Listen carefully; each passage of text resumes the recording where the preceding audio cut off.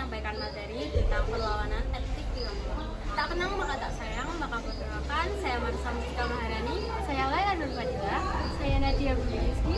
Saya juga Putra Rupa. Indonesia memiliki beragam etnik dan budaya. Salah satunya adalah Tionghoa atau yang lebih dikenal dengan Chinese nih. Oh iya, apa sih yang kalian ketahui tentang etnik Tionghoa?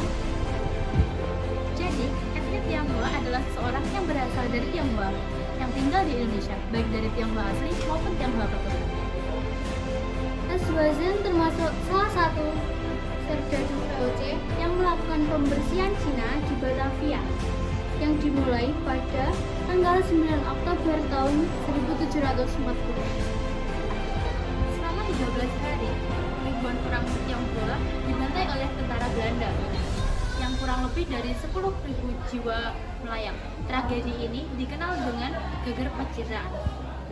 Geger Pacitan atau bisa disebut tragedi Angke merupakan nama daerah di pesisir utara Jayakarta atau Sunda Kelapa.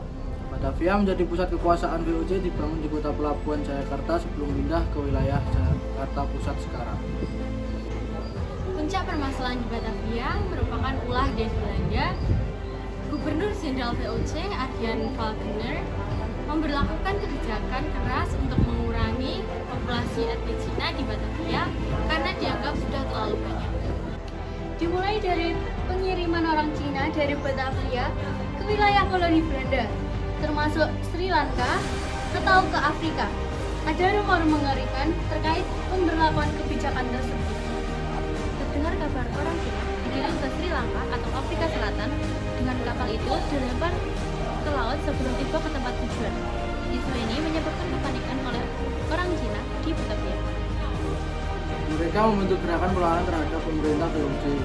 William T.J. Ramling dalam Perang Cina dan Runtuhnya Jawa pada 1725 sampai 1743 bahwa orang Tionghoa berkumpul mempersenjatai diri dan dimulainya menyerang unit-unit penting termasuk pabrik-pabrik gula. September 1750, situasi bertambah panas karena gerakan perlawanan semakin mereka terjadi. Salah satunya insiden di Mr. Cornelis, kini Jatinegara, dan Tanah Abang. Orang Cina membunuh 50 serdadu Belanda yang membuat Falconer murka dan mengirimkan 1.800 tentara untuk membalasnya. Falconer menggelar rapat darurat dengan Dewan Hindia pada 26 September 1740 dan ingin agar dilakukan tindakan tegas untuk membasmi gerakan yang mengancam stabilitas. Namun, Gustav Wilhelm Baron van Imhoff selaku ketua Dewan Hindia tidak setuju. Sidang digelar beberapa kali karena terjadi perdebatan alot di kedua belah kubu yang bersilang pendapat. Akhirnya, Van Imhoff terpaksa menyetujui secara Falconer karena ancaman ternyata semakin nyata. Apalagi setelah benteng Batavia dikepung oleh kelompok pemberontak Tionghoa. Sejak Falconer menjabat sebagai Gubernur Jenderal VOC, pada 1737 populasi orang Tionghoa di Batavia meningkat pesat seiring lesunya perekonomian Tionghoa. Gelombang imigran dari Cina berdatangan ke Nusantara dan membanjiri Batavia. Pada 1740, jumlah imigran Cina dan keturunannya bermukim di dalam benteng Batavia menembus angka 4.000 orang, sementara yang hidup di luar tembok jauh lebih besar, yakni mencapai 10.000 orang. Hingga 8 Oktober 1740, orang Tionghoa dari wilayah sekitar Batavia, termasuk Tangerang dan Bekasi, ikut bergabung dalam pemberontakan.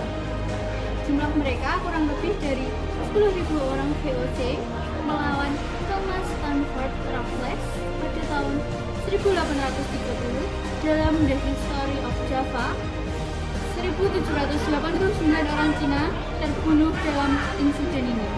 Falconer mengarahkan pasukan militer yang lebih besar pada 9 Oktober 1740. Sejak pagi, ratusan serdadu Belanda disebar untuk membersihkan orang Tionghoa di Batavia, baik yang menetap di benteng maupun yang ada di luar benteng. Aksi kecil hampir seluruh orang Cina yang ditemukan. Tua, muda, pria, wanita, bahkan bayi hingga lansia dihabisi dengan mulut. Bahkan mereka yang sedang dirawat di rumah sakit pun tidak luput dari pembantaian. Polemik yang membesar bahkan melibatkan kalangan lokal. Setelah beredar isu bahwa orang Cina berencana memperkosa perempuan lokal, membunuh para lelakinya atau menjadikannya sebagai budak, maka kaum pribumi dari berbagai suku yang ada di Batavia pun bergabung dengan VOC untuk membantai etnis Tionghoa. Hal Kenir memanfaatkan situasi dengan menggelar sayembara. Ia menjanjikan hadiah besar untuk setiap kepala orang Cina yang berhasil dipancung. Dampaknya signifikan. Ratusan orang Cina ditangkap dan disembelih di halaman balai kota Batavia, termasuk para tahanan.